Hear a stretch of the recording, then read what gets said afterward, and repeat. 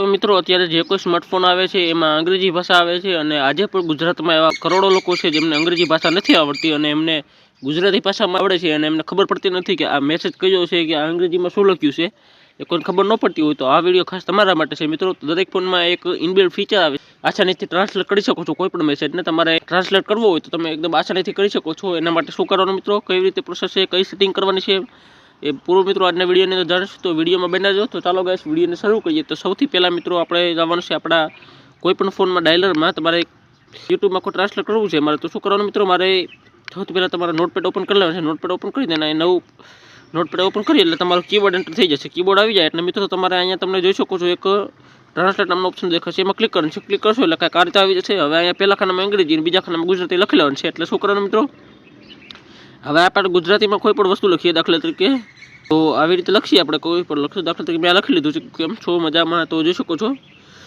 ઉપર અંગ્રેજીમાં ટ્રાન્સલેટ થઈ અને છપાઈ ગઈ છે automatic, hello mother how are you. તો આવી રીતે છે અંગ્રેજીમાં ટ્રાન્સલેટ થઈ જશે। હવે મિત્રો હું કંઈક બીજું લખી લઉં તો આને કેન્સલ કરી દઉં, તો જોઈ શકો છો ઉપર કેન્સલ થઈ ગયું। હવે મિત્રો આમાં આપણે લખી નાખીએ સબસ્ક્રાઇબ, જોઈ શકો છો તો સબસ્ક્રાઇબ લખેલું આવી ગયું। સબસ્ક્રાઇબ કરો લખ્યું એટલે સબસ્ક્રાઇબ આવી ગયું મિત્રો। તો અને હા મિત્રો આ હું કહેતો નથી, હું તમને કહું છું યાર સબસ્ક્રાઇબ કરી લેજો। સબસ્ક્રાઇબ ન કરી હોય તો કરી લેજો, હું તમને કહું છું અત્યારે સબસ્ક્રાઇબ કરવાનું, તો ફટાફટ સબસ્ક્રાઇબ કરો। તો આવી રીતે તમે કોઈ પણ ટ્રાન્સલેટ કરી શકો છો। હવે મિત્રો આપણે કોઈ મેસેજ આવ્યો હોય, ફોનમાં કોઈ મેસેજ આવ્યો હોય, દાખલા તરીકે હું તમને મેસેજરમાં જઈને બતાવી દઉં તો મારા ફોનમાં જોઈ શકો છો ઘણા બધા મેસેજીસ છે। આવી રીતે મારામાંથી કોઈ મેસેજ છે, મારા આ મેસેજ છે અને ટ્રાન્સલેટ કરવું છે તો શું કરવાનું મિત્રો, સૌથી પહેલાં આ મેસેજ છે એની ઉપર just એકવાર આમ ટેપ કરી રાખવાનું છે। ટેપ કરી રાખશો એટલે તમને એક કોપીનું બટન દેખાશે આ રીતે, એમાં ક્લિક કરવાનું છે। ક્લિક કરશો એટલે મેસેજ છે કોપી થઈ જશે।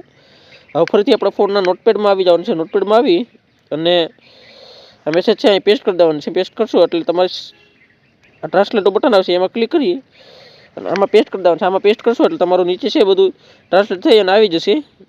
સોરી મિત્રો ટ્રાન્સલેટ કરી લઈએ, આવી રીતે ફેરવી નાખીએ તો આપણે જે કોઈ આપણે ટ્રાન્સલેટ કરશું એ અંગ્રેજીમાંથી ગુજરાતી થઈ જશે। આ ફેરવવું જોશે દર વખતે તમારે। એટલે જોઈ શકો છો તમારું સામે જે છે એ મેસેજ છે ગુજરાતીમાં કન્વર્ટ થઈ અને આવી ગયું છે। આવી રીતે તમે કોઈ પણ મેસેજને ગુજરાતીમાં કન્વર્ટ કરી શકો છો અને આ ફીચર છે દરેક ફોનમાં આવે છે, દરેક કીબોર્ડમાં આવે છે। આના માટે તમારે અલગથી કોઈ એપ્લિકેશન ડાઉનલોડ કરવાની જરૂર નથી। અને જો તમારામાં ન આવે તો શું કરવાનું મિત્રો, તો તમારે એક ઓફિસ એપ છે ગૂગલમાં જઈ અને સર્ચ કરવાનું છે ગૂગલ કીબોર્ડ, પ્લે સ્ટોરમાં જઈને સર્ચ કરવાનું છે ગૂગલ કીબોર્ડ।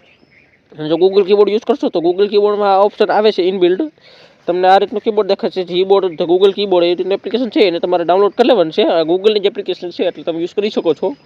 હું આ એપ્લિકેશન યુઝ કરું છું જેથી મારા ફીચર આવે છે।